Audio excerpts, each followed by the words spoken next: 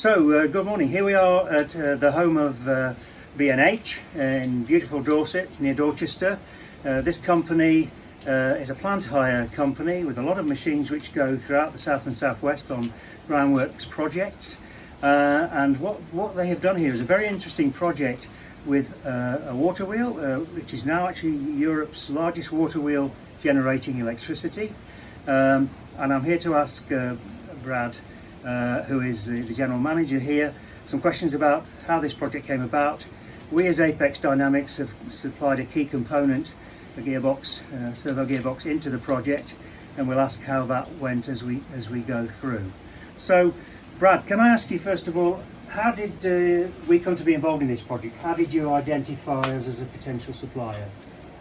So right from the outset of deciding we were going to do this water wheel project, we obviously needed to get different partners involved in supplying various parts and pieces of the jigsaw, if you like. So obviously the groundworks and the main part of the infrastructure and civil engineering we did ourselves, and then luckily we came across Nigel at Sustainable Solutions, and then a chap called Ainsley Rice who did a lot of the designing of the project, and then we got to see other projects and the type of gearbox we needed. Once we'd identified that, we then needed to find a supplier, and obviously you guys came up as a supplier for the type of thing we needed, and we went from there. Yeah, so okay, can you cast your mind back and tell us what kind of things you were looking for in the planetary gearbox that you wanted to have in the system? Do you have particular ideas on that? Well, my dad, right in the outset, thought it could be geared up with different belts or chains, or and then we decided that the amount of torque was the biggest issue, and obviously the ratio that we needed to get to, it had to be a planetary gearbox. We soon learned that wasn't going to be something that was going to be off the shelf anywhere. It was going to be something that was going to be pretty bespoke, and then when we started speaking to Apex Dynamics, it was obvious that you were able to provide that and able to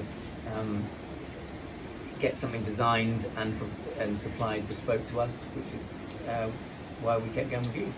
So how important was it to exactly hit the 100-to-1 ratio that you were looking? Not actually imperative.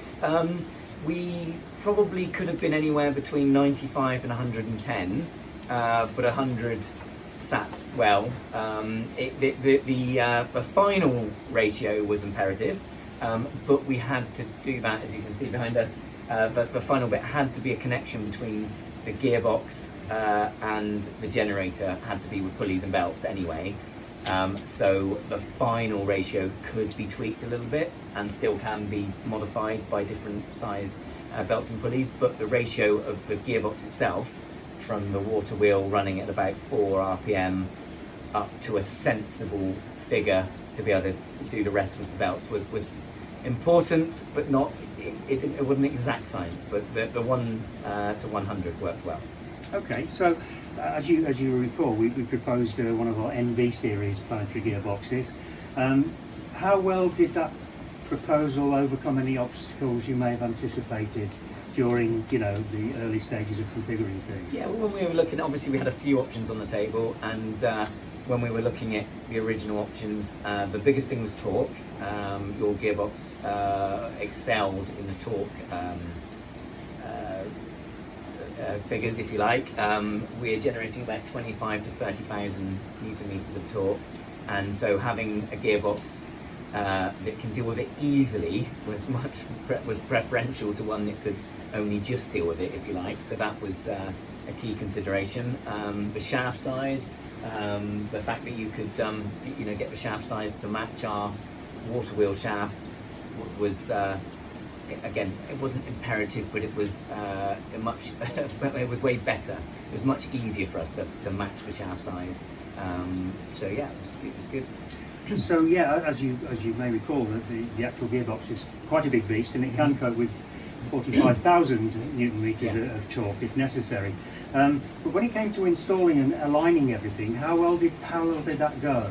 At the end of the day, stuff like the aligning was just all in the planning, really. It was from the drawings you provided us.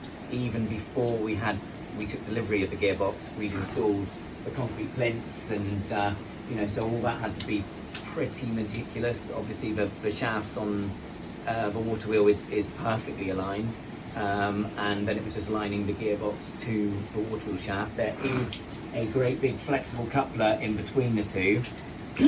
At one point we decided we probably didn't need it, but you had to connect the two shafts one way or another. So you thought you might as well use that, the flexible coupler does just mean that there's a little bit of play if absolutely necessary, but no, it's all perfectly aligned.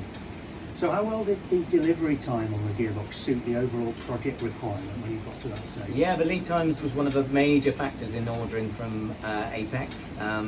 A lot of your seeing probably might run around actually at the moment because there's still water going in, but if it does, it might just make a bit of noise. But so yeah, like I say, the lead time was we were being quoted from other companies was too long really.